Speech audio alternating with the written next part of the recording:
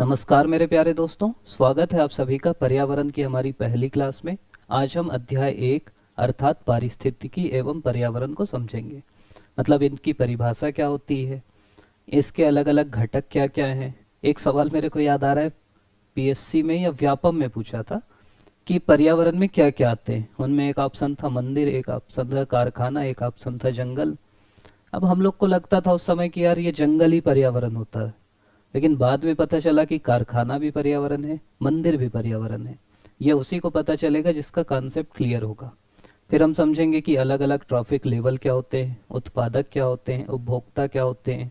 Ecology शब्द को सबसे पहले किसने दिया, डीप इकोलॉजी क्या होती है, गॉस हाइपोथेसिस क्या है, बायोमैग्निफिकेशन क्या है, ऐसा क्यों होता है कि डाइक्लोफेनेक जो हम जानवरों को देते हैं वो खा के जानवर कई जैसे मर जाते हैं, जिनका जैसे चील उसको खाते हैं और उनकी मृत्यु होती है। तो ये सब कॉन्सेप्ट क्या है, इनको हम ग्राफिक के थ्रू, इनको हम चित्रों के थ्रू समझने का प्रयास करेंगे। आइए शुरू करते हैं। ये तो बिल्कुल बेसिक चीज है। पर्यावरण मतलब होता है परि प्लस आवरण। मतलब परि मतलब हमारे चारों ओर का, आवरण मतलब वातावरण। तो हमारे चारों ओर का वो वातावरण जिसमें जैविक पदार्थ भी होते हैं और अजैविक घटक भी होते हैं। जैविक मतलब जिनमें जीव होते हैं और अजैविक जिनमें जीवन नहीं होता। तो इसीलिए मंदिर भी पर्यावरण है, इसीलिए कारखाना भी पर्यावरण है। सभी चीज पर्यावरण है जो हमारे चारों तरफ रहते हैं और इनमें आपस में अंतःक्रिया होती है। मतलब समझ रहे हैं आप, जीवित प्राणी हैं, आप अपने पर्यावरण के साथ अंतःक्रिया करते हैं। तो यही पर्यावरण है। जैसे इसमें है भी, जिसमें जैविक और अजैविक घटक आपस में अंतःक्रिया करते हैं। मतलब दोनों अलग अलग रहते ना तो हो सकता है वो पर्यावरण नहीं कहलाता, कि जैविक अलग रह रहे हैं अपने में, अजैविक अलग रह रहे हैं। दोनों अंतः क्रिया करते हैं, आपस में क्रिया करते हैं। किसी भी जीवित प्राणी के ओर के चारों ओर पाए जाने वाले लोग, स्थान, वस्तुएं एवं प्रकृति पर्यावरण है। मैं एक जीवित प्राणी हूँ, मेरे चारों तरफ जो भी है वो पर्यावरण है। ये स्मार्ट बोर्ड पर्यावरण है, ये पेन पर्यावरण है, ये माइक पर्यावरण है। जो प्रकृति है, मेरे बगल में कोई व्यक्ति है, वो भी पर्यावरण है। ठीक, ये प्राकृतिक एवं मानव निर्मित परिघटनाओं का मिश्रण है। यह सभी जीवों के अस्तित्व एवं विकास का आधार है। फिर ये हम लोग अधिनियम से ही ले लिए। एक आपको पता होगा, ये सीधा सवाल आएगा कि पर्यावरण संरक्षण अधिनियम किस सन में आया। तो पर्यावरण संरक्षण अधिनियम 1986 में आया। ऐसे एक वन्य जीव अधिनियम है, वो 1972 में आया। स्टॉकहोम कॉन्फ्रेंस होता है, आगे हम लोग पूरा अधिनियम पढ़ेंगे। लेकिन अब भाई जिस अधिनियम के कारण, मतलब पर्यावरण के लिए जो अधिनियम आया है वो आपको देखना चाहिए, वो पढ़ेंगे हम लोग। लेकिन कमेंट में आप लोग बताइएगा कि जल संरक्षण अधिनियम कब आया। चलिए मैं बता देता हूँ, 74 में आया। वायु कब आया, ये आपको बताना है। ठीक, पर्यावरण किसी जीव के चारों ओर घिरे भौतिक एवं जैविक दशाओं के मध्य अंतः क्रियाओं को सम्मिलित करता है। अर्थात पर्यावरण में जल है, वायु है, भूमि है और उनके बीच संबंध शामिल हैं जो मानव और अन्य जीवों और पौधों पर प्रभाव डालते हैं। तो जब आप मेंस में लिखेंगे ना, तो आप डायरेक्ट अधिनियम से लिखेंगे तो आपके नंबर और ज़्यादा बढ़ जाएंगे। अब हम आगे बढ़ते हैं। इसमें दो घटक होते हैं पर्यावरण में।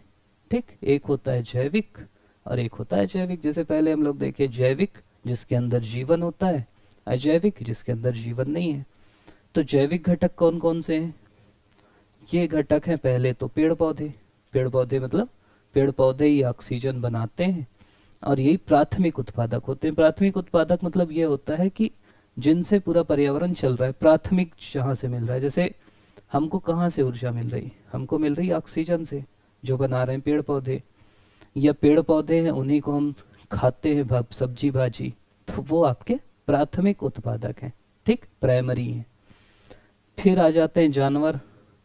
ये क्या करते हैं, जीवित रहने के लिए पौधों और अन्य जानवरों का उपभोग करते हैं। फिर आ जाते हैं सूक्ष्म जीव। सूक्ष्म जीव क्या है, अब ये मानिए इतनी लंबी पृथ्वी है, इतने सालों से मानव जीवन इसमें है।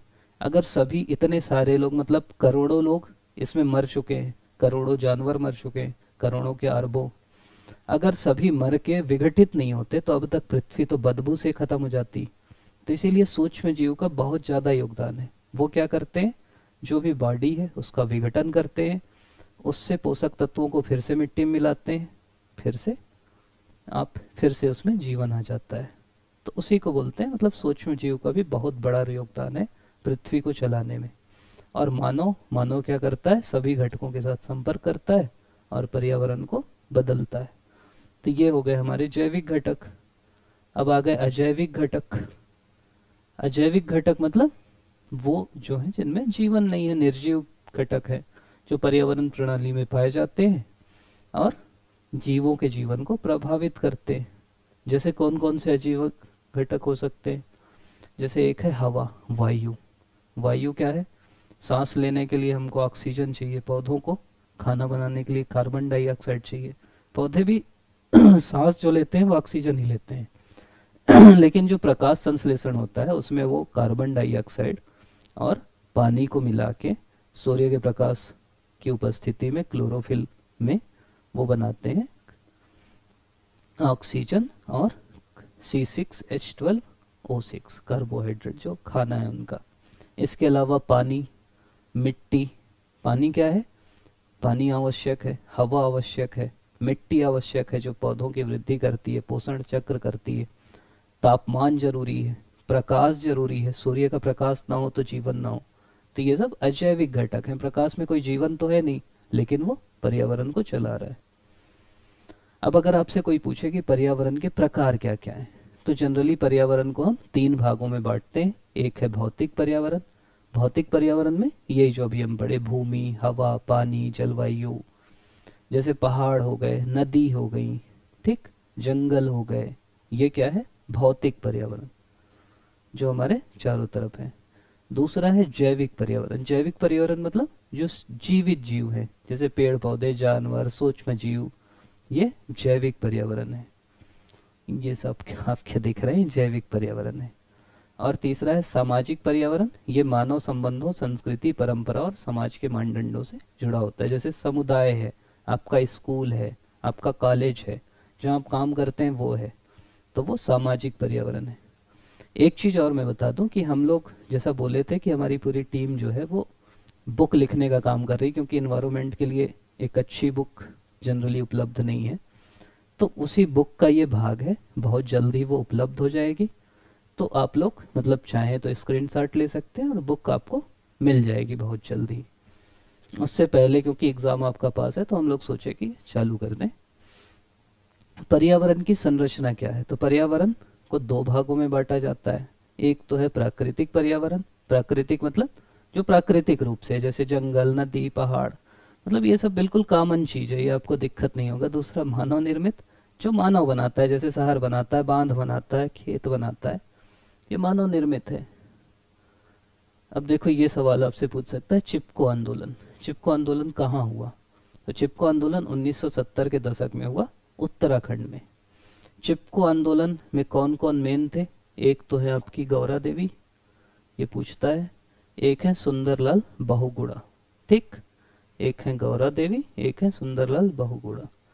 इन लोग क्या किए, पेड़ों की जो कटाई लग रही थी ना, तो वो बोले कि वो खुद पेड़ से चिपक गए, गले लगा लिए। और फिर भाई जब लोग चिपक जाएंगे तो फिर कोई कुल्हाड़ी थोड़ी चलाएगा। तो इस प्रकार से उन्होंने पेड़ों की रक्षा की, इसीलिए आंदोलन बहुत ज़्यादा प्रसिद्ध हुआ।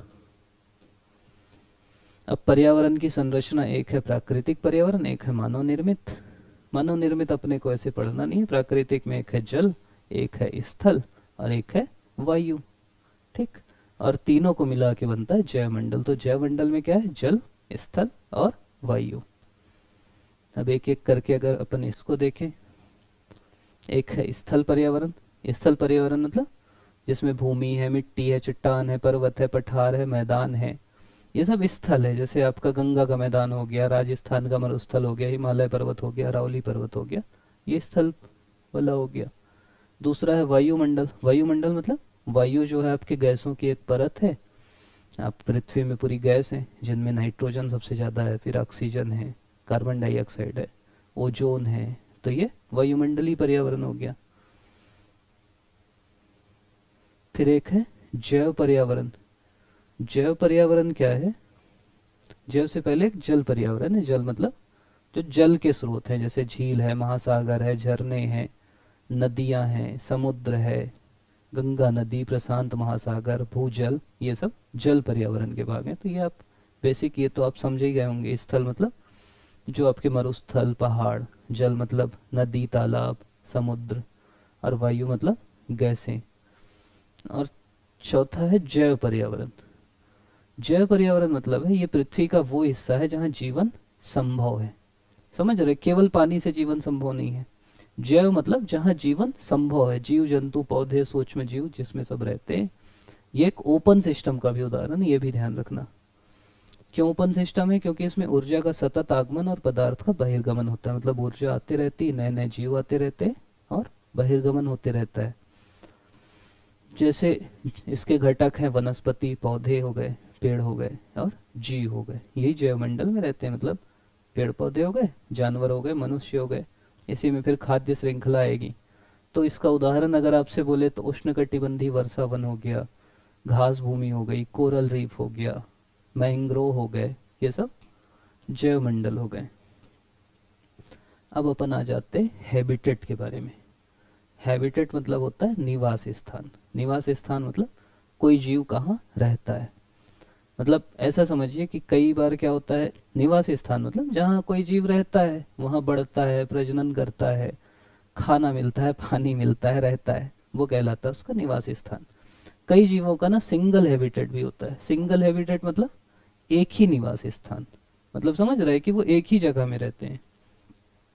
ऐसे जीव जो हाँ विशिष्ट प्रजाति, जैसे आप सुने होंगे एशियाटिक लायन, वो केवल ना गिर पार्क में रहते हैं, गिर नेशनल पार्क में, तो वो कहलाता है उनका सिंगल हैबिटेट। जैसे और उदाहरण अगर हम आपको दें तो एक है वर्षावन। वर्षावन में जैसे जगुआर, टूकन और विभिन्न उष्णकटिबंधीय पौधे रहते हैं। अगर रेगिस्तान की बात करें तो आप कैक्टस देखे होंगे, वहीं रहता है। ऊंट रेगिस्तान में मिलेगा, लोमड़ी रेगिस्तानी लोमड़ी। मूंगा जो कोरल रीफ है वहाँ समुद्री कछुए मिलेंगे, मूंगे मिलेंगे। टुंड्रा में क्या मिलेगा? बिना पेड़ों वाला क्षेत्र है जहाँ कारीबू, आर्कटिक लोमड़ी, काई, मतलब ये क्या है, विशिष्ट क्षेत्र है, यहाँ वही मिलेगा। जैसे ऊंट आपसे कोई बोलेगा तो बोलेगा यार रेगिस्तान में जा रहे क्या, तो वो उनका विशिष्ट निवास क्षेत्र है। तो ये समझ लीजिए। और हर आवास में तापमान, वनस्पति, ये सब रहता है, वो तो अपने को पता है। उसके आधार पे ये निर्धारित होता है कि कौन सा जीव कहाँ रहेगा। अब आप ऊंट को उठा के अंटार्कटिका में ले जाओगे तो वहाँ वो जिंदा नहीं रह पाएगा। इसी को बोलते हैं कि निवास स्थान के हिसाब से ही कोई जीव रहता है। अगला शब्द है वो है पारिस्थितिकी।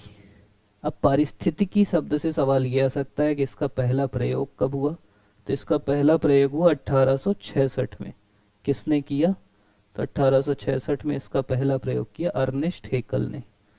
तो ये नाम याद रखना, ये इस टाइप से भी पूछ लेगा कि पहले पारिस्थितिकीविद कौन थे, तो अर्नेस्ट हेकल। पहला प्रयोग किसने किया? तो अर्नेस्ट हेकल। तो इनका नाम आप अच्छे से ध्यान रखो, हर जगह यूज करते रहना है।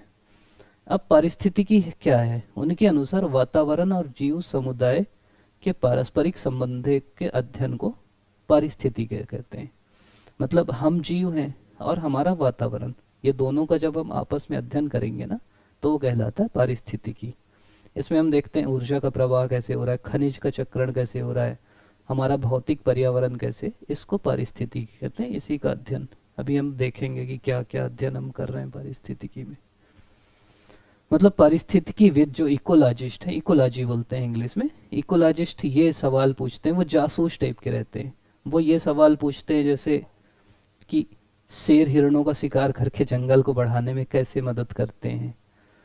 मतलब कैसे आपको लगेगा कि यार शेर हिरण को शिकार कर रहे हैं तो जंगल तो खत्म हो जाएगा, लेकिन जिस दिन शेर खत्म हो जाएंगे ना उस दिन हिरण खूब बढ़ जाएंगे। जब हिरण खूब बढ़ जाएंगे तो खूब ज़्यादा जितनी घास है सब वो खा जाएंगे। जब पूरी घास खा जाएंगे तो फिर जंगल खत्म हो जाएगा, क्योंकि जो घास पे डिपेंडेंट है वो खत्म हो जाएंगे। मतलब ये आपको समझना है कि हर जीव का ना अपना महत्व है। अगर एक जीव भी आपकी खाद्य श्रृंखला से हट गया तो पूरा सिस्टम खत्म हो जाता है। ठीक, तो इसीलिए खाद्य श्रृंखला पढ़ते हैं, पर्यावरण पढ़ते हैं। तितली के जो पंखों का रंग है वो उनको जीवित रहने में कैसे मदद करता है। जैसे हम पढ़ते हैं कोरल रीफ, प्रवाल भित्तियां, अगर ये खत्म हो गई तो समुद्र पे क्या असर पड़ेगा? अगर मैंग्रोव खत्म हो गए तो क्या होगा? तो जैसे जासूस पूरा अध्ययन करते हैं ना कि ये होगा तो क्या होगा, वही काम इकोलॉजिस्ट भी करते हैं। हमारी टीम ये मीम बनाई है। कई लोग बोलते हैं कि बिना पर्यावरण पढ़े पीएससी प्री निकल जाएगा। ठीक। फिर संगठन के अलग अलग स्तर हैं पर्यावरण में, अलग अलग हम लोग स्तर रखते हैं। ये क्या है? व्यक्तिगत स्तर, मतलब एक व्यक्ति से होके पूरे बायोस्फीयर या जीवमंडल तक जाते हैं। अपन देखते हैं क्या क्या स्तर है एक एक करके। पहले चित्र में समझिए। जैसे एक इंडिविजुअल है, मतलब एक एक मछली है। ठीक, एक मछली गई पानी में, दो मछली गई पानी में, सुने होगे ना। फिर ये हो गई उनकी पूरी पॉपुलेशन, मतलब ये हो गई उनकी जनसंख्या। फिर ये कम्युनिटी हो गई। ठीक, थोड़ा सा घास घास उग गई तो कम्युनिटी हो गई।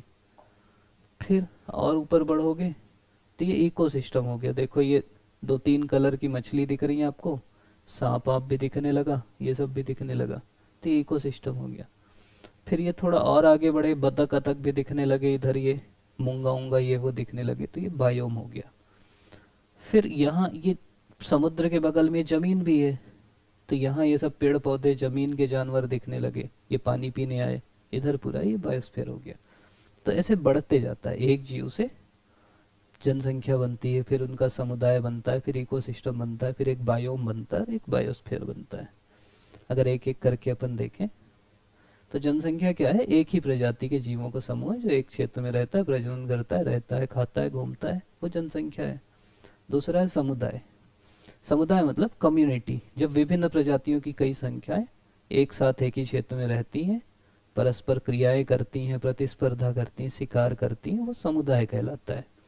जैसे समुदाय में आपका वो भी हो सकता है, जैसे अपन देखें ना, ये समुदाय मछली, ये कुछ और जनसंख्या भी आ गई, जैसे मछली है वहाँ इंसान आ गया। जैसे मान लीजिए कोई कहीं दो तीन जनसंख्या आ गई तो वो समुदाय है। जैसे शेर भी है और हिरण भी है, केवल हिरण है तो वो उनकी जनसंख्या होगी, जब शेर भी आ जाएगा तो थोड़ा समुदाय हो जाएगा, आपस में शिकार करेंगे, प्रतिस्पर्धा करेंगे। एक होता है पारिस्थितिकी तंत्र, इकोसिस्टम, जीवों का समुदाय और उनके भौतिक पर्यावरण का एक प्रणाली के रूप में परस्पर क्रिया करना। पारिस्थितिकी तंत्र में क्या होता है? जीव भी आ जाते हैं और अजैविक घटक भी आ जाते हैं। अभी तक हम लोग केवल जैविक देख रहे थे, अजैविक भी आ जाएंगे तो वो कहलाएगा पारिस्थितिकी तंत्र, जिसमें पानी, मिट्टी, जलवायु ये सब आ जाएंगे। फिर अगला है बायोम। बायोम मतलब होता है बड़ा पारिस्थितिक भौगोलिक क्षेत्र। मतलब जैसे आप सुने होंगे मरुस्थल, मरुस्थल एक बायोम है, समझ रहे हैं? वहाँ अपनी जलवायु है, वनस्पति है, जीव जंतु है। जैसे घास के मैदान, सवाना वना, उसका अपना बायोम है। टुंड्रा वन, उसका अपना बायोम है। तो ये कहलाता है बायोम, जो बड़ा भौगोलिक क्षेत्रफल है। ठीक, उस बायोम के अपने जीव जंतु होते हैं। जैसे मरुस्थल बायोम के हिरण, मरुस्थल में आपको ऊंट मिलेगा, मरुस्थल में आपको कैक्टस मिलेगा, तो जीव जंतु, वनस्पति, वहाँ की जलवायु गर्म होगी, तो बायोम की विशेषता है। और उससे बड़ा होता है बायोस्फीयर, जिसको बोलते हैं जीवमंडल। ये सबसे ऊंचा स्तर होता है, जिसमें पृथ्वी के सभी पारिस्थितिक तंत्र और जीवित प्राणी शामिल होते हैं। साथ में वातावरण, जलमंडल, स्थलमंडल, मतलब सब चीज, जलमंडल, स्थलमंडल, वायुमंडल, सब मिला के कहलाता है जीवमंडल। फिर इसकी बात अपन कर रहे थे अर्नेस्ट नेस। ये सीधा सीधा सवाल आ सकता है प्रीलिम्स में कि डीप इकोलॉजी क्या है, इसका प्रतिपादन किसने किया? तो ये प्रतिपादन किया है अर्नेस्ट नेस ने। अब ये है क्या? ये बोलता है कि प्रकृति और इंसान का संबंध ना सम्मानजनक है। मतलब ये बोलता है कि यार हमको ना, जैसे अभी क्या है कि आप पर्यावरण का दोहन करते हो, आपको लगता है कि इससे कुछ नहीं है। ये बोलता है कि पर्यावरण का अपना मूल्य है और इंसान को पर्यावरण का संरक्षण करना चाहिए, प्रबंधन करना चाहिए। मतलब ये समझिए कि हम पर्यावरण के एक भाग हैं, ये बोलते अर्नेस्ट नेस। इनकी अवधारणा है डीप इकोलॉजी। ये दर्शन है जो प्रकृति के साथ इंसान के संबंधों को गहरे और अधिक सम्मानजनक दृष्टिकोण से देखने पे, मतलब ये नहीं मानता कि इंसान अलग है, प्रकृति अलग है, वो बोलता है सब एक है, एक टाइप के। यही दर्शन है। 1973 में उन्होंने कहा, सभी जीवों का आंतरिक मूल्य, ऐसा नहीं कि आप किसी जीव को मार दिए तो फिर वो खत्म हो गया। तो आपको जीवन की विविधता का संरक्षण करना है, अधिक उपभोग नहीं करना है उससे, क्योंकि दिक्कत होती है। और केवल मानव की बात नहीं करना है। पहले क्या था, राजा महाराजा लोग इसको मार दिए उसको मार दिए। तो आपको क्या करना है, सभी की बात करना है, सभी जीवों की बात करना है, पूरे पर्यावरण की बात करना है। तो ये है आपकी डीप इकोलॉजी। एक है गाया हाइपोथेसिस। गाया हाइपोथेसिस है, ये पृथ्वी को एक जटिल जीवित इकाई मानने वाली एक वैज्ञानिक परिकल्पना है।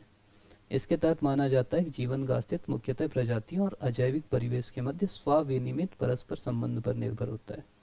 यह हाइपोथेसिस ये मानती है कि पृथ्वी ना एक जटिल जीवित इकाई है। मतलब इसमें क्या है, जीवन एक प्रजाति हो गई, और जो अजैविक परिवेश है ना, आपका तापमान हो गया, वायुमंडल हो गया, स्थल मंडल हो गया, ये पूरा स्वाविनियमित है। जो हम बोलते हैं ना कि भगवान है, सब कर रहे हैं, अपने आप चला रहे हैं, सबका अपना अपना योगदान है।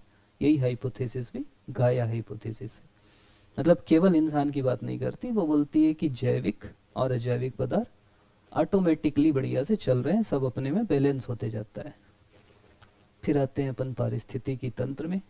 ये पहला सवाल तो यही आएगा कि इस शब्द का पहला प्रयोग किसने किया। इसका पहला प्रयोग किया 1935 में आर्थर टेंसले ने किया। इनके अंतर्गत समुदाय के जीवों की रचना, कार्य और उनके वातावरण के पारस्परिक संबंधों का अध्ययन किया जाता है। मतलब देखो, एक समुदाय के जीव हैं, उनकी रचना कैसे हुई, वो क्या कार्य करते हैं, और वो वातावरण से कैसे रखते हैं। इसमें क्या है, एक तो एनर्जी साइकिल, कैसे आपको ऊर्जा मिल रही, कैसे पोषक तत्व मिल रहे हैं, ये सब चीज़ों की बात होती है। अब इसी में हम पढ़ेंगे इसके अलग अलग घटक। जैसे पारिस्थितिक तंत्र के घटक हैं, एक तो जैविक घटक। जैविक में एक होंगे उत्पादक। उत्पादक मतलब जो एनर्जी का या भोजन का उत्पादन करते हैं, खासकर जो हरे पौधे हैं या शैवाल हैं वो कहलाएंगे उत्पादक। हमारे जैसे लोग कहलाएंगे उपभोक्ता। ठीक, तो उत्पादक मतलब जो भोजन बनाते हैं प्रकाश संश्लेषण के माध्यम से। उपभोक्ता मतलब जो सीधे प्रत्यक्ष अप्रत्यक्ष रूप से उत्पादकों पर निर्भर हैं, जैसे शाकाहारी हो मांसाहारी हो, मिलता तो वहीं से खाना है, तो हम कहलाएंगे उपभोक्ता। उपभोक्ता भी तीन प्रकार के होंगे। एक होंगे प्रथम श्रेणी के उपभोक्ता, ये सीधा पौधों से लेंगे। मतलब ऐसा समझो कि प्रथम श्रेणी के उपभोक्ता वो हैं जो सीधा सीधा, जैसे ये पेड़ पौधे हैं उत्पादक, उनसे जो लेगा वो कहलाएगा प्रथम श्रेणी का। जैसे हिरण सीधा घास खाया, वो कहलाएगा प्रथम श्रेणी का। हिरण को जो खाएगा वो कहलाएगा द्वितीय श्रेणी का उपभोक्ता, और द्वितीय श्रेणी के उपभोक्ता को जो खाएगा वो कहलाएगा तृतीय श्रेणी का उपभोक्ता। ठीक, द्वितीय श्रेणी का उपभोक्ता को जो खाएगा तृतीय, जैसे घास है, घास को खाया टिड्डा, तो टिड्डा हो गया प्रथम श्रेणी का। टिड्डा को खाया मेढक, तो मेढक हो गया द्वितीय श्रेणी का। मेढक को खाया सांप, तो वो कहलाए तृतीय श्रेणी का। और उसके बाद सांप मर जाएगा, तो सांप को कौन क्या करे जाएगा, सांप को किया जाएगा अपघटन, तो कहलाएंगे अपघटक।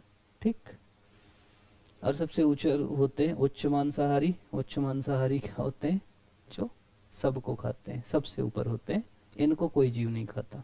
ठीक, जैसे शेर है, बाघ है, ईगल है, इनको कोई नहीं खाता, ये कहलाते हैं उच्च मांसाहारी। जैसे घास, घास को खाया हिरण, हिरण को खाया भेड़िया, भेड़िया को खाएगा शेर, तो वो है उच्च मांसाहारी। और आखिरी में तो सब मर के अपघटन होना है, तो फफूंद बैक्टीरिया जो मृत पदार्थों को विघटित कर पोषक तत्वों को वापस मिट्टी में मिलाते हैं वो कहलाते हैं अपघटक। फिर हम इनका पूरा फूड चेन देखेंगे। फूड चेन यही होता है कि इसको ये खाया, उसको वो खाया, उसको वो खाया। जैसे अपन देखें ना कि घास है, घास क्या हो गया, उत्पादक हो गया। फिर उसको खाया हिरण, तो हिरण क्या हो गया, प्राथमिक उपभोक्ता।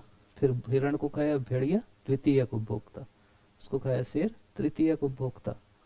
और उसके बाद शेर को अगर कोई और खाने वाला होगा, अब शेर तृतीयक उपभोक्ता हो गया, तृतीय श्रेणी का, और वो उच्च मांसाहारी भी हो गया, मतलब उसको और कोई नहीं खाता। अब शेर जब खुद मरेगा तो उसको फफूंद बैक्टीरिया जो है वो विघटित कर देंगे, तो ये हो गया फूड चेन, इसी को बोलते हैं चेन। आगे फिर हम फूड वेब भी पढ़ेंगे, मैग्निफिकेशन भी पढ़ेंगे, पिरामिड भी पढ़ेंगे अगली क्लास में, क्योंकि एक ही क्लास आपकी ज़्यादा लंबी हो जाएगी।